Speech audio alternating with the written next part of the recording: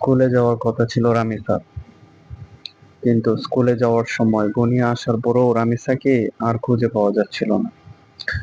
দুই বোন সবসময় একই সাথে স্কুলে যেত, তাই রামিসাকে না পেয়ে বড় বোন তখন বাসার নিচে খুঁজতে বের হয়েছিল, আর মা পাশের বিভিন্ন ফ্ল্যাটগুলোতে খুঁজতে ছিল।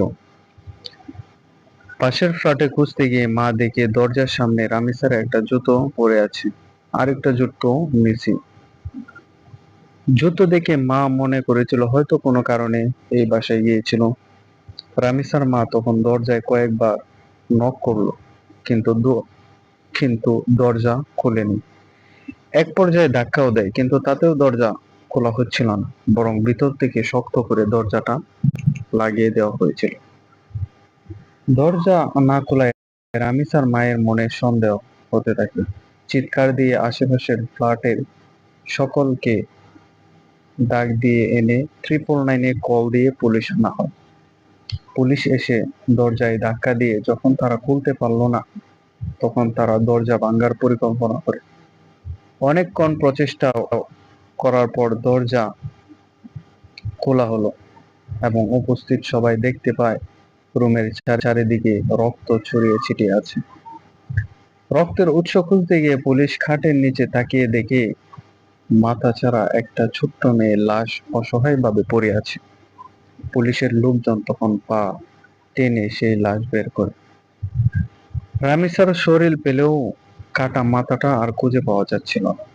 তারপর ছোট্ট রামিসার মাথা খুঁজতে রুমের চারদিকে তল্লাশি চালায় পুলিশ। রুমেও না পেয়ে তারা যায় বাথরুমে, আর সেখানেই দেখতে পায় রামিসার মাথা কাটা, মাথাটা রক্তে ভেজা পড়ে আছে। আর ততক্ষণে দর্শক জাকির জানালার গ্রিল কেটে পালিয়ে গিয়েছে, আর জাকিরকে পালাতে সাহায্য করে তারও স্ত্রী স্বপ্না। রামিসার মা যখন দরজায় ধাক্কা দিচ্ছিল, জাকিরের স্ত্রী তখন ইচ্ছে করেই দরজা খুলেনি, যাতে তার স্বামী ঠিকঠাক ভাবে পালাতে পারে। স্বপ্নাকে ধরার পরপরই তার জবানবন্দি নিয়েছে পুলিশ।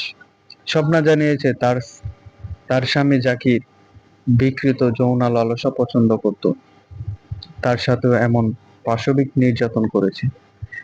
রামিসাকে দেখে ভালো লাগার পরই জাকির তার বাসা পাল্টিয়ে এই ফ্ল্যাটে বাসা নিয়েছে, যাতে বিকৃত যৌনাচারের স্বাদ মেটাতে পারে ছোট্ট এই কোমলমতি রামিসার সাথে।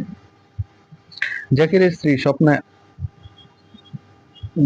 স্ত্রী স্বপ্না ভাষ্যমতে ছোট্ট রামিসাকে টেনে হিঁচড়ে রুমে আনার পর তার স্বামী রামিসাকে ধর্ষণ করার চেষ্টা চালায়, কিন্তু রামিসা ছোট্ট বাচ্চা হওয়ায় তার ইয়েতে রক্তক্ষরণ শুরু হয়। রক্তক্ষরণ টের পেয়ে জাকির দ্রুত গলা টিপে রামিসাকে হত্যা করে। তারপর কেউ যাতে টের না পায় তাই স্বপ্নাকে সাথে নিয়েই লাশ গুম করার জন্য রামিসার শরীর থেকে মাথাটাকে কেটে আলাদা করে ফেলে। জাকিরের পরিকল্পনা ছিল মস্তকটাকে এক জায়গায় ফেলবে আর শরীরটাকে আরেক জায়গায় ফেলবে, যাতে করে কেউ লাশ চিনতে না পারে। কিন্তু তার আগে রামিসার মা দরজার সামনে চলে আসায় সেটা আর সম্ভব হয়নি। জাকির ততক্ষণে জানালা কেটে পালিয়ে গিয়েছে, আর তাকে পালাতে সাহায্য করেছে তার স্ত্রী স্বপ্না। এই দর্শক জাকির রিক্সার মেকানিক, তার নামে আগেও নাটোরে মামলা হয়েছিল, কিন্তু সে ঠিকই টাকা খাইয়ে জামিনে ছাড়া পেয়ে গেছে। এবারও ধরা পেলেও হয়তো ঠিক আগের মতোই ছাড়া পেয়ে যাবে, কারণ এদেশের আইনের চেয়ে টাকা বড়। দেশে প্রতিদিন অসংখ্য বাচ্চা বাচ্চা শিশু ধর্ষণ হচ্ছে, শত শত মানুষ খুন হচ্ছে, কিন্তু স্বরাষ্ট্রমন্ত্রীর কোনো ভ্রুক্ষেপ নাই। উল্টো সেদিন গলা বড় করে বলেছে এদেশে নাকি আইন শৃঙ্খলা সব ঠিকঠাক মতো চলছে। রামিসার বাবা মধ্যবিত্ত পরিবারের, তেমন কোনো ক্ষমতা নেই, অথচ আজকে কোনো এমপি মন্ত্রীর মেয়ে ধর্ষণ হলে সারা দেশে তোলপাড় লেগে যেত, রেড অ্যালার্ট জারি করতো, মিছিল মিটিং হতো, বিক্ষোভ হতো, আরো কত কিছু হতো। কিন্তু এই ছোট্ট রামিসার বেলায় তা হবে না, কারণ সে তো আর এমপি মন্ত্রীর মেয়ে না। তাই এভাবে সাধারণ জনগণের বাচ্চা মেয়েদের ধর্ষণের সংখ্যা শুধু বাড়তেই থাকবে। খাটের নিচ থেকে পা ধরে যখন রামিসার লাশটা বের করা হচ্ছিল, মা তখন পরনের কাপড় দেখে রামিসাকে চিনে ফেলেছিল। মেয়েটা যে তার খুব আদরের ছিল। এবছর রামিসার বয়স মাত্র 8 বছর হয়েছে। ক্লাস 2-তে পড়তো মেয়েটা। বেশ হাসিখুশি এবং ব্রিলিয়ান্ট স্টুডেন্ট ছিল সে। এই ছোট্ট আদরের মেয়েটার মাথা ছাড়া লাশ দেখার পর সেখানেই মা তো বেহুশ হয়ে পড়ে গিয়েছিল। আর রামেসার অসহায় বাবাটা এখন মেয়ের ছবি হাতে নিয়ে অনবরত কাঁদতেছে।